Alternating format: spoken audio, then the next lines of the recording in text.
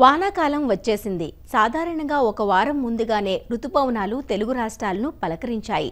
దీంతో అన్నదాతల్లో ఆనందం పెల్లుబికింది.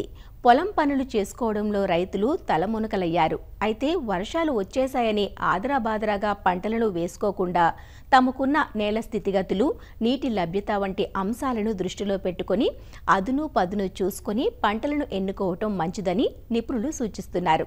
అంతేకాదు, తమ ప్రాంత పరిస్థితులకు అనువైన రకాలను సాగుకు ఎంచుకుంటే పంటలు ఆరోగ్యంగా పెరిగి లాభాలు బాగుంటాయి. తెలంగాణలో దక్షిణ తెలంగాణ జిల్లాలైన ఉమ్మడి మహబూబ్ నగర్, రంగారెడ్డి, నల్గొండ జిల్లాల్లో తేలిక నేలలు ఎక్కువగా ఉన్నాయి. పుష్కలంగా నీరు ఉన్న ప్రాంతాల్లో వరి వేసుకుంటున్న మెట్ట పంటలైన ప్రత్తి, జొన్న, మొక్కజొన్న, వేరుశెనగ, ఆముదం సాగు ఇక్కడ ఎక్కువ. ఉమ్మడి మహబూబ్నగర్ జిల్లాలో ఈ ఖరీఫ్లో సాగుకు ఎంచుకోదగ్గ పంటలు, అనువైన రకాల గురించి సూచనలు అందిస్తున్నారు Palem Krishi Vignana Kendram programme coordinator doctor T Prabhakar Reddy. ప్రస్తుత వానాకాలం పంటల సాగు అనేది వాతావరణ పరిస్థితులపై ఆధారపడి ఉంటుంది.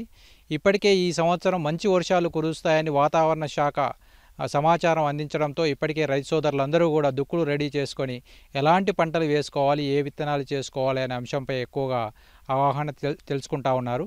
సో ప్రస్తుత పరిస్థితుల్లో మనం పంటలు ఎంచుకోవాల్సినప్పుడు ముఖ్యంగా 3 అంశాల గురించి తెలుసుకోవాల్సిన అవసరం ఉంటుంది. ఒకటి నేల స్వభావం, రెండవది విత్తే సమయం, మూడవది సాగునీటి సౌకర్యం. నేల స్వభావం ఆధారంగా ఏ పంటలు ఎంచుకోవాలి అనేది కనుక చూసినట్లయితే ముఖ్యంగా ఈ తేలిక నేలలు, ఎర్రచలక నేలలన్నీ కూడా వర్షాధారంగా ఉండే అవకాశం ఉంది కాబట్టి సో ఇలాంటి నేలల్లో ముఖ్యంగా కంది పంట కానీ, పెసర పంట కానీ వీటిని ఏక పంటగా లేదా అంతర పంటలుగా కూడా విత్తుకోవచ్చు. ముఖ్యంగా కంది, పెసర అంతర పంటలుగా విత్తుకోవాలి అనుకున్నప్పుడు ఒక వరుస కంది పంట, 6 వరుసలు పెసర పంటను 1:6 రేషియోలో కంది మరియు పెసర పంటను విత్తుకునే అవకాశం ఉంటుంది. దీంతోపాటు మినుము పంటను కూడా వర్షాధారంగా ఎర్రచలక నేలలో విత్తుకోవచ్చు. దాంతోపాటు ఆముదం పంటను కూడా ఈ యొక్క ఎర్రచలక నేలలో వర్షాధారంగా విత్తుకునే అవకాశం ఉంటుంది. ఎక్కడైతే మెరక నేలలు అంటే నీరు నిలువని నల్లరేగడి భూముల్లో లేదా మధ్యస్థ భూముల్లో లేదంటే కండగలిగిన బలం కలిగిన ఎర్ర నేలల్లో కూడా మనం ఈ యొక్క పత్తి పంటను విత్తుకునే అవకాశం ఉంటుంది. సో ఈ పత్తి పంటను కూడా మనకు జూన్ మొదటి వారంలో విత్తుకునే అవకాశం ఉంటుంది కాబట్టి సో ఎక్కడైతే నీరు నిలవని నల్లరేగడి భూముల్లో మనం ఈ యొక్క పత్తి పంటను విత్తుకునే అవకాశం ఉంటుంది. లోతట్టు ప్రాంతాలు ఎర్ర నేలల్లో మనం వరి పంట సాగు చేసుకోవాల్సిన అవసరం ఉంటుంది. కాలువల కింద, చెరువుల కింద కానీ ఈ లోతట్టు ఎర్ర నేలల్లో మనకు ప్రధానంగా ఈ యొక్క నీరు అందుబాటులోకి రాని పరిస్థితుల్లో ముందుగా పెసర లేదా మినుము పంటను వేసుకొని ఎక్కడైతే కాలువలకు, చెరువులుగా నీరు అందుబాటులోకి వచ్చినట్లయితే ఈ యొక్క పెసర లేదా మినుము పంటను పచ్చిరొట్ట పంటగా నేలలో తొక్కివేసి మనం వరి పంటను నాటుకునే అవకాశం ఉంటుంది.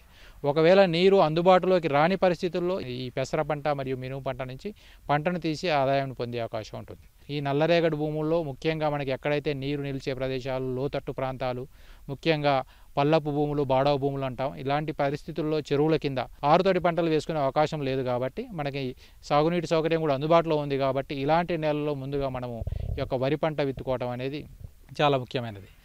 పంటలు ఎంచుకునేటప్పుడు విత్తుకునే సమయం కూడా చాలా ముఖ్యమైనది. జూన్ మొదటి వారంలో తొలకరి వర్షాలు కురిసిన తర్వాత ఆరుతడి పంటలు విత్తుకునే అవకాశం ఉంటుంది. చాలామంది రైతులు ఈ యొక్క వర్షాలు రాకముందే పొడి దిక్కులోనే పత్తి విత్తనాలు అనేది విత్తుతూ ఉంటారు.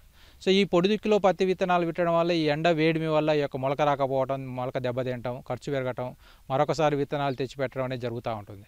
సో అందువల్ల రైతు సోదరులు ఎప్పుడైతే వర్షాధారంగా ఆరుతడి పంటలు విత్తుకోవాలి అనుకున్నప్పుడు 70 నుంచి 80 మిల్లీమీటర్ల వర్షపాతం కురిసిన తర్వాత అంటే ఒక 2 మంచి వర్షాలు కురిసిన తర్వాత భూమి చల్లబడిన తర్వాత మాత్రమే మనం విత్తనాలు, పత్తి విత్తనాలు కానీ, కంది విత్తనాలు కానీ విత్తుకోవాల్సిన అవసరం ఉంటుంది. సో ముఖ్యంగా మనం ఎంచుకునే రకాన్ని, మనకు ఉండే నీటి సౌకర్యాన్ని, విత్తే సమయం ఆధారంగా మనం ఈ యొక్క పంటలను ఎంచుకోవాల్సిన అవసరం ఉంటుంది. దాంతోపాటు మనకి ఈ యొక్క వర్షాధారంగా విత్తుకునే రైతులు ఎప్పుడైతే వర్షాలు పడినప్పుడు నీటి కుంటల్లో నీటిని నిల్వ చేసుకొని మనకు రాబోయే సమయంలో అంటే ఆగస్టులో కానీ, సెప్టెంబర్లో కానీ వర్ష విరామం ఏర్పడినప్పుడు అంటే ఒక 15 నుంచి 20 రోజులు వర్షం రానప్పుడు ఈ యొక్క నీటి కుంటల్లో నీటిని ఈ యొక్క జీవతడిగా వాడుకొని మనం పంటను బతికించుకునే అవకాశం ఉంటుంది కాబట్టి నీటిని కుంటల్లో నిల్వ ఉంచుకోవడం చాలా ముఖ్యమైన పద్ధతి. దాంతోపాటు ముఖ్యంగా ఈ నేలల్లో కనుక సమస్యలు కనుక మనం చూసినట్లయితే ముఖ్యంగా ఈ ఎర్రచలక నేలలు కానీ, ఎర్రదుబ్బ నేలలో నీటి నిల్వ సామర్థ్యం మరియు పోషకాల నిల్వ సామర్థ్యం అనేది చాలా తక్కువగా ఉంటుంది. సో దీంట్లో ఇసుక శాతం ఎక్కువగా ఉంటుంది కాబట్టి ఈ నేలలకి సేంద్రియ కర్బనం అంటే సేంద్రియ పదార్థం, పశువుల ఎరువు కానీ, కోళ్ళ ఎరువు కానీ అధికంగా వేయడం, లేదంటే నల్లరేగడి భూమిలోని మట్టి తెచ్చి ఇసుక నేలలో కలపడం, లేదంటే ప్రస్తుతం ఈ చెరువులు పూడిక తీస్తున్నారు కాబట్టి ఈ పూడిక తీసిన చెరువుల్లోంచి మట్టిని తెచ్చి కానీ ఈ యొక్క తేలిక నేలలో, చెలక నేలలో కలపడం ద్వారా కూడా ఈ యొక్క నీటి పట్టి ఉంచే సామర్థ్యం అనేది, ఈ యొక్క పోషకాలను పెంచుకునే సామర్థ్యం, బలాన్ని పెంచుకునే సామర్థ్యం అనేది పెంచుకునే అవకాశం ఉంటుంది. సో ఈ వరి సాగులో అనుకూలమైన రకాలు కనుక మనం చూసినట్లయితే సో దీంట్లో ముఖ్యంగా మనకు దీర్ఘకాలిక రకాలు మరియు స్వల్పకాలిక రకాలు అందుబాటులో ఉన్నాయి. సో దీర్ఘకాలిక రకాలు కనుక మనం చూసినట్లయితే బీపీటీ 5204 అనే రకం 150 రోజుల పంట కాలం కలిగిన రకం. సో ఈ రకాన్ని మనము మే చివరి వారం లేదా జూన్ మొదటి వారంలో నార్లు పోసుకోవాల్సిన అవసరం ఉంటుంది.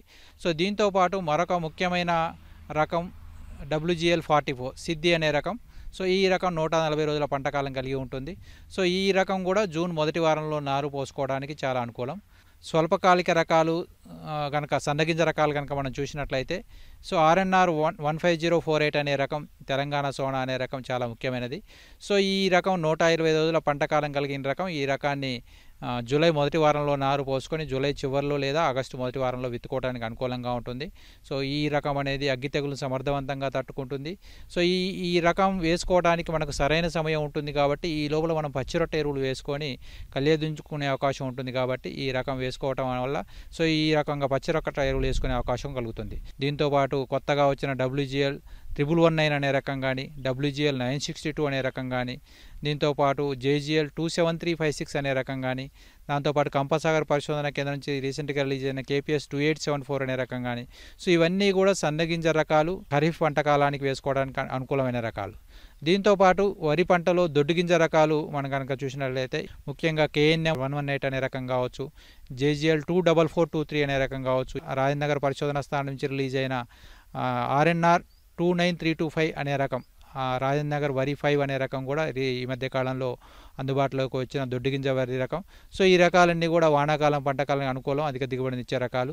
కంది పంట కూడా మనకు ముఖ్యంగా జూన్ 15 నుంచి జూలై చివరి వరకు వేసుకునే అవకాశం ఉంటుంది కాబట్టి సో కంది పంటలో అనుకూలమైన రకాలు కనుక చూసినట్లయితే సో కంది పంటలో మనకు స్వల్పకాలిక రకం PRG 176 ఉజ్వల అనే రకం.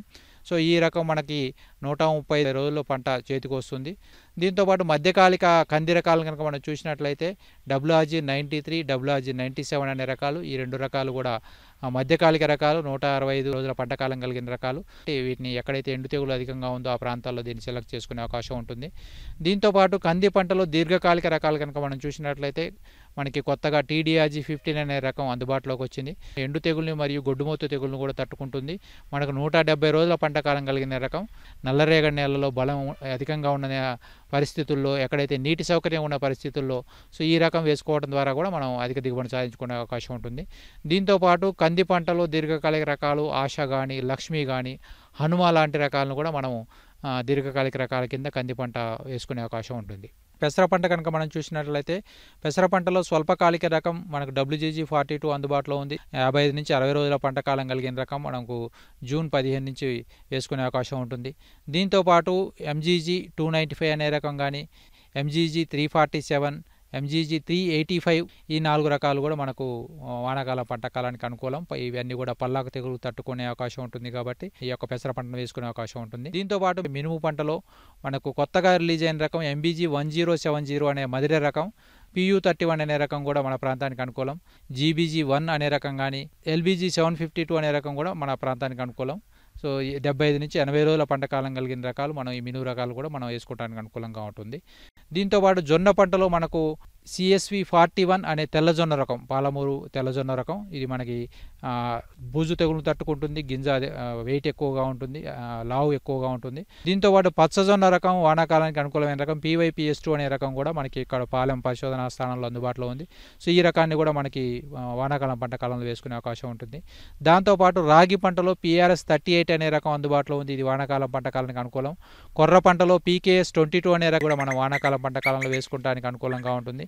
దీంతోపాటు ఆముదం పంట వేసుకునే రైతులు PCS 111 అనే రకాన్ని మనం వానాకాలం పంట కాలానికి అనుకూలంగా ఉంటుంది. మనకుండే వాతావరణ పరిస్థితులు, మనకుండే నీటి సౌకర్యం, నేల స్వభావం ఆధారంగా ఇప్పుడు సూచించిన విధంగా సో వివిధ రకాల పంటలు ఎంచుకొని అధిక దిగుబడి సాధించుకునే అవకాశం ఉంటుంది.